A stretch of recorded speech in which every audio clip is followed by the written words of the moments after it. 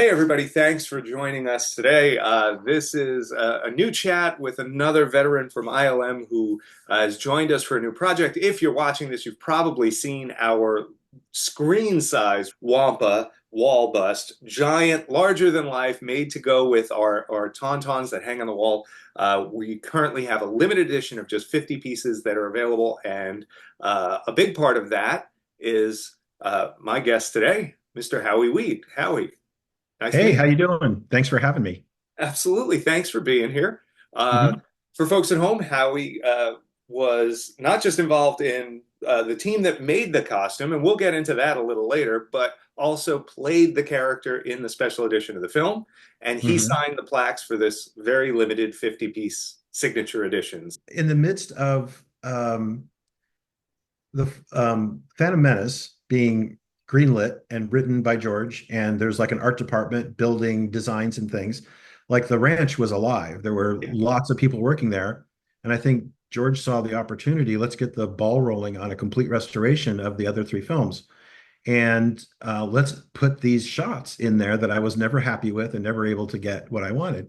And the Wampa, if I'm sure you've seen some Yep. of the back behind the scenes of them trying to shoot. They had a Des Webb, a great guy on stilts out in the real world of, in With the a snow, very heavy costume. very heavy costume on stilts, trying to walk in real snow across real terrain.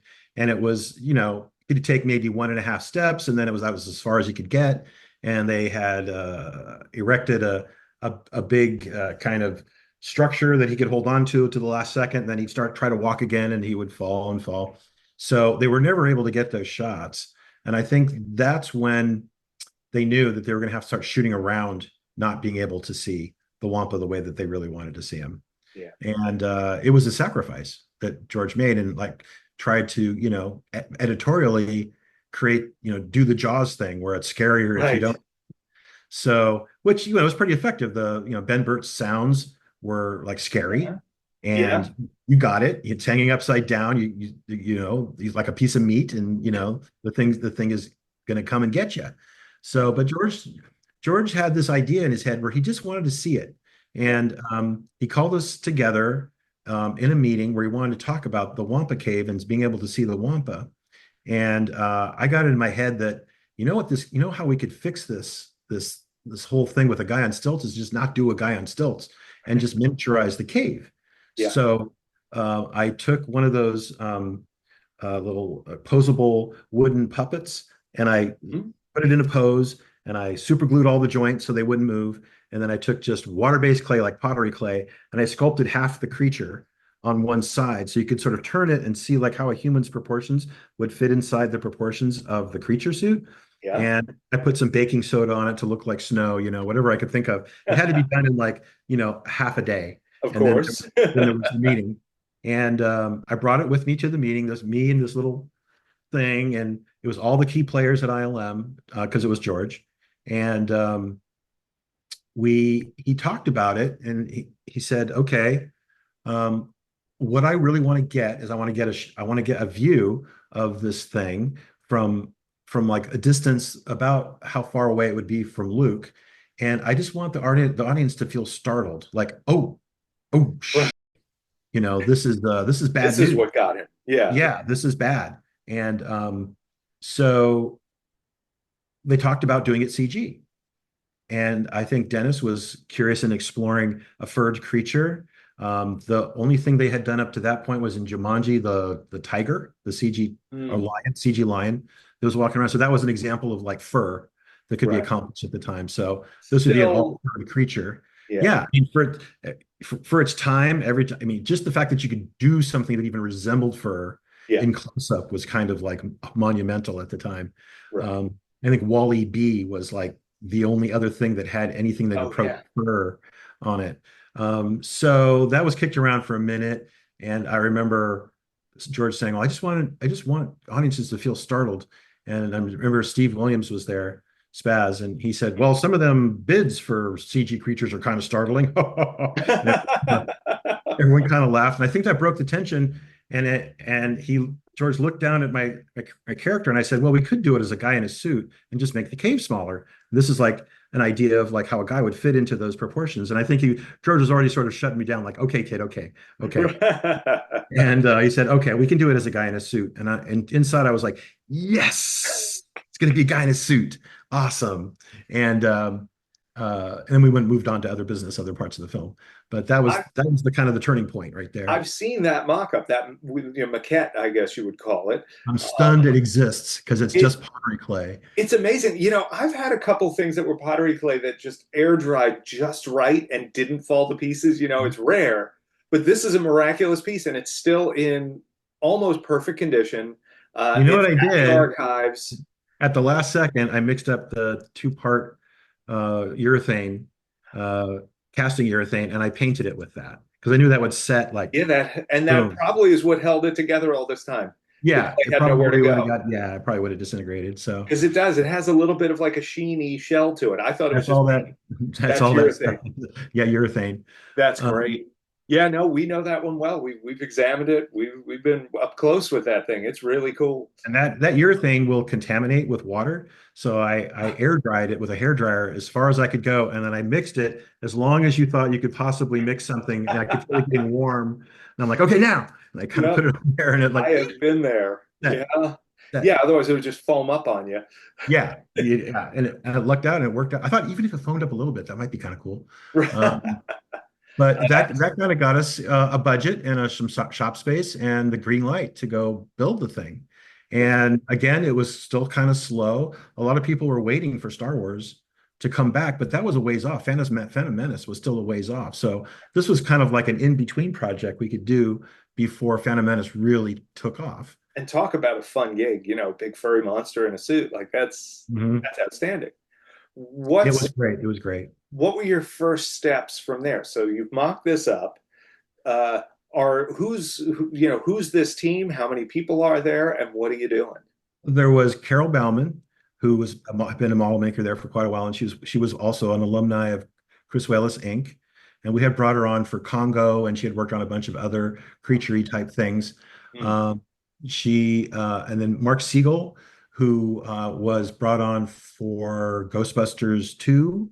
And he'd worked on a lot of creature stuff. He actually was one of the very first, maybe was the very first person to try to use cold pour urethane foam as a prosthetic, Oh which he wow. did for the original Star Trek, the motion picture, Oh yeah, yeah, yeah, for the opening Klingon scene, yeah. the 911 Klingon Right. prosthetic.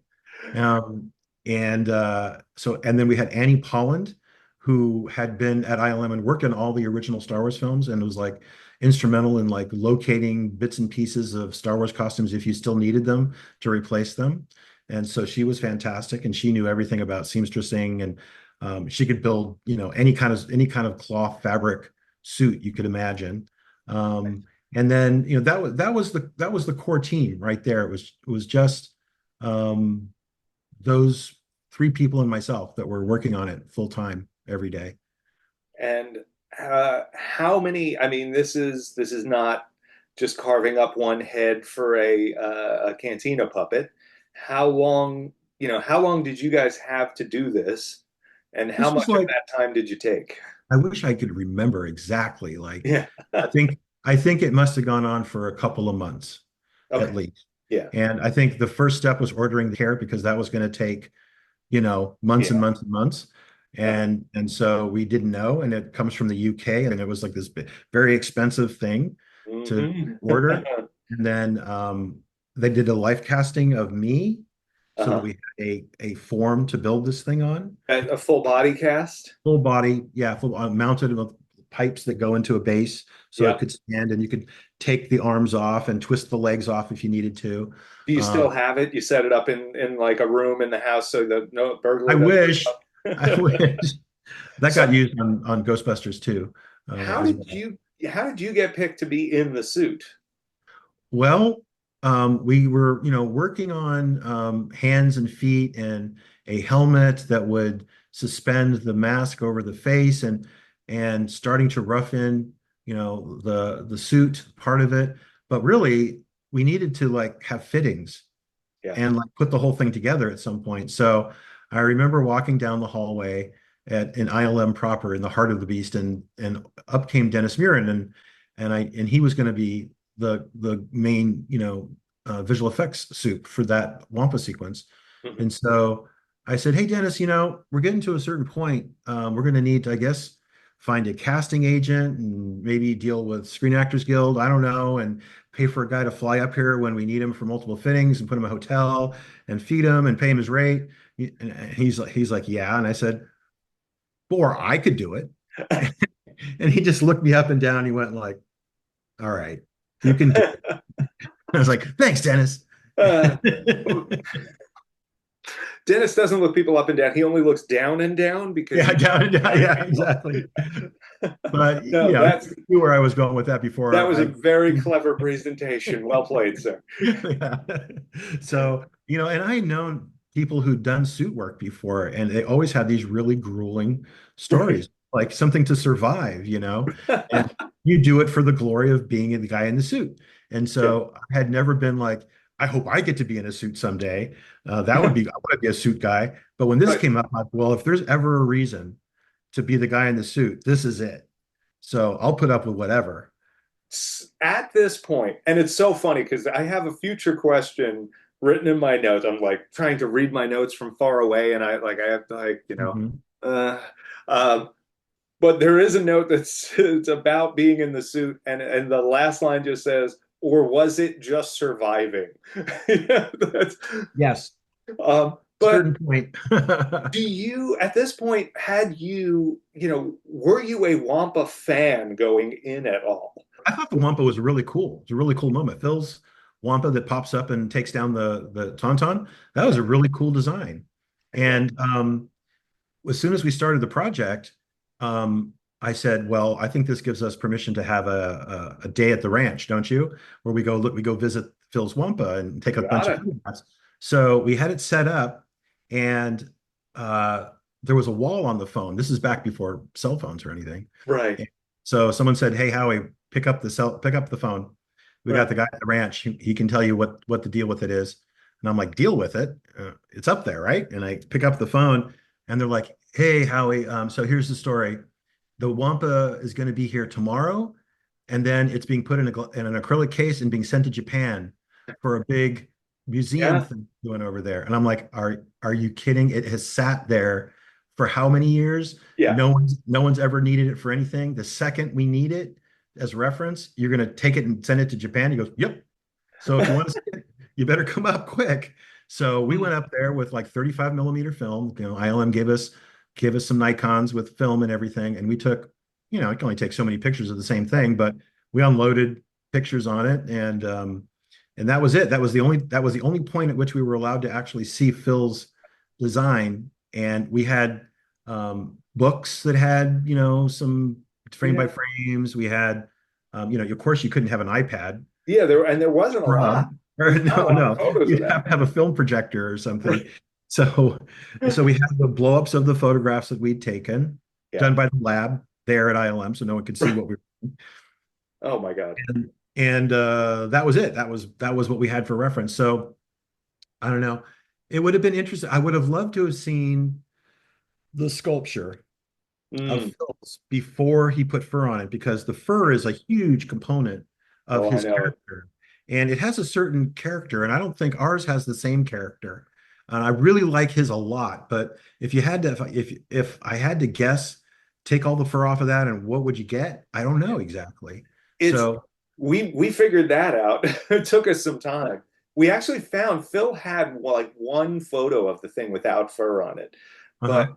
I would say the difference between the two sculpts primarily is the the radius of the teeth on Phil's is very narrow.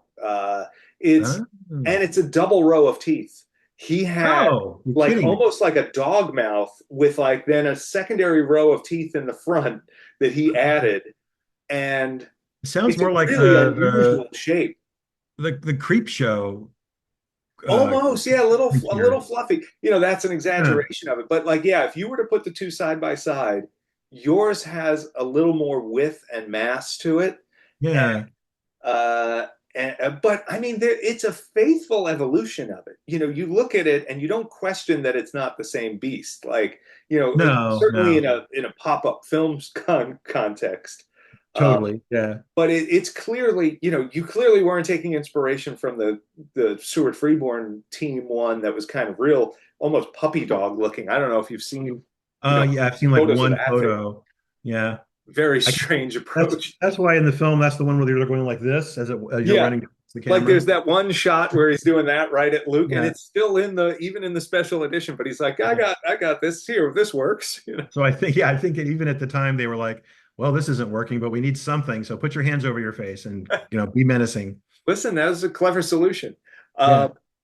when, but yeah, no, I mean, it is cool that you guys were, had that chance to see the real thing in person, because seeing something in person changes how you view it as well. It was small. It's so That's what small. Yeah. yeah. I was like, all right, where is it? And they're like, it's over here. And I was like, what? It was like, okay. I even like there's some few pictures of Phil puppeteering it. I didn't get how big it was, kind of Same. from that. Yeah, same.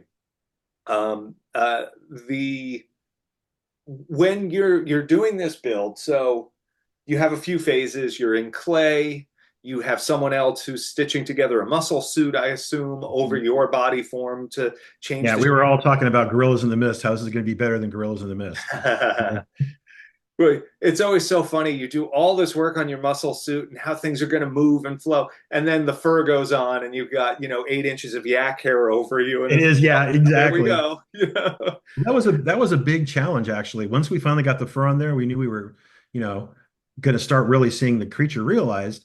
And yeah, trying to, you didn't want to take snippers or clippers and do too much because there's no going back. So No. it was really a slow process of like kind of carving it away and like taking it down.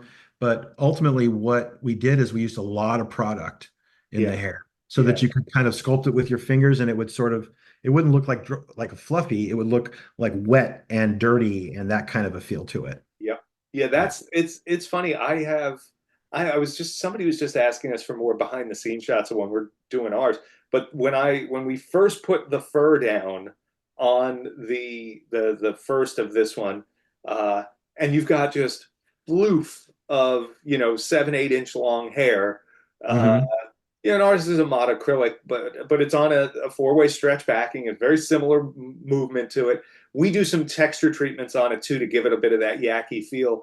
But it's like until you put some product in it, it is never looking right. No, you're a little you get a little bit of concern like this is gonna be okay, right?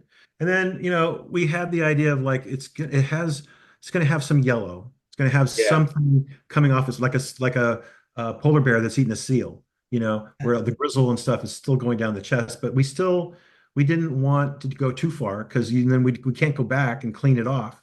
right. So we had the mild suggestion of Yeah, something like that, but we didn't go crazy with it. yeah, But and that was something we noticed and put into ours as well. That little bit, uh, yeah, and well, when it did get kind of George saw, George actually shot the the the footage that's in the movie. He wasn't on stage while we were practicing and rehearsing. And we actually Dave Carson was setting everything up. He's one of the art directors there yeah, and looking through the camera and kind of art directing the cave and all the little details. And I got the head on at one point, and we were going to do our first take, but no one ever yelled action. I just sort of waiting and waiting, and finally somebody came over and kind of like patted me on the shoulder and said, "George just showed up. Relax." And oh, oh, okay, okay. I'm like, that's cool. And I was, watching him like looking through the little holes in the mask. I was like, George is here somewhere. And he was sitting on the camera dolly, looking through the camera and telling and like having him run it back and forth so he could see exactly what it was going to look like. And then he was getting up, walking out onto the set and looking at the lighting, telling him to tweak the lights and that kind of stuff. And I was like, this is so cool. It's the man himself doing his thing, right here on the set, directing, lighting. for you. Yeah, well, not for me, but for like, I just felt like honored to like even see this happening in real time in Yeah, front of me. Because when you see George, he's like driving up, in his his Beamer and like hanging out and at ILM. That that's not the same as like sitting on the tripod and like making like he's making creative decisions Yeah, like right there. And and he was the one that was on the dolly looking through the camera as and yelling action and cut and the whole thing. So it was that's pretty cool. that's really cool. Not a lot of people can say they've done that. He Um, um he at one point he said look he kind of said okay let's do our first take let's see what you want to do here and so he rolled footage and then I had it in my head like well I love Ray Harryhausen so what I'm going to do is this big powerful gorilla that walks in this like powerful way and that'll be menacing and so he shot that and then he yelled cut and he got off the tripod and walked out onto the set and he got like this close to me and he said, "Can you hear me?" And I was like, Jesus. And I don't want to make him feel stupid. So I just kind of went, yeah, I can hear you. And he said, okay, I don't know what that was, but here's what you're going to do. You're a big, dumb bear. And you can only think one thing at a time. When you're eating, you're thinking, I'm eating, I'm eating, I'm eating. And you hear something and you stop eating and you kind of turn to see what it was. And then you forget why you turned and you go back to eating. And that's about how smart you are. And he's like, can you do that? And I said, yes. And so he got back out there on the tripod and we started doing some takes and we didn't stop each time. He just had me go back to the first position and do it again. And his direction each time I did it was slower, dumber. And I just, so I go a little slower and like react a little less nimble. And he goes, slower, dumber. You're this big dumb bear. And so I kept trying to go like after a while, I felt like I was underwater. I was moving so slow. And finally, I think we did that like 6 or 7 times, and I could feel the temperature in the costume like going way higher than I'd ever gone before. And so I was like, I need a break. And so he yelled, okay, action. And I just went like that. And so he said, okay, cut. And Rick McCollum came over, who was on the stage at that time, and they started talking. And he said, "Oh yeah, we've got it. Okay, thanks everybody. Great shoot, great shoot." And I was like, "Take the mask off, guys. I want to meet George." And so they had to unsnap it and then uncrank it and get the thing off my head, and just in time to see the stage door close. Click, oh he was gone. no. So we never had that. I was the guy in the Oh, suit moment, but oh well, it was cool. It was a really cool experience. that's outstanding. What an ending to that. Just room. I could just see like the thing coming off, and you can see it. It's like the I could see curtain like the coming up. back of his heel and then like the big metal door clunk closed. Oh, and then just sad Wampa. Oh. Yeah.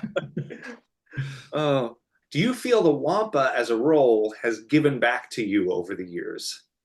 Well, yeah. I mean, being able to be inserted into that kind of historical film, Empire, I think it holds up as one of just in cinema, one of the most fun, greatest looking, most impactful science fiction movies of its kind. And there's almost nothing that kind of compares to it. And just to be able to participate in that in any way was so cool.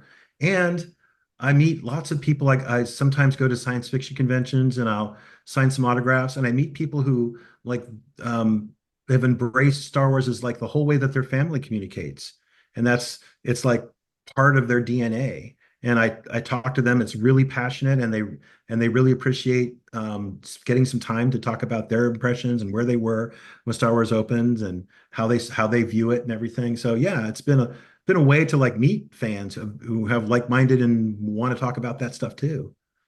That's outstanding.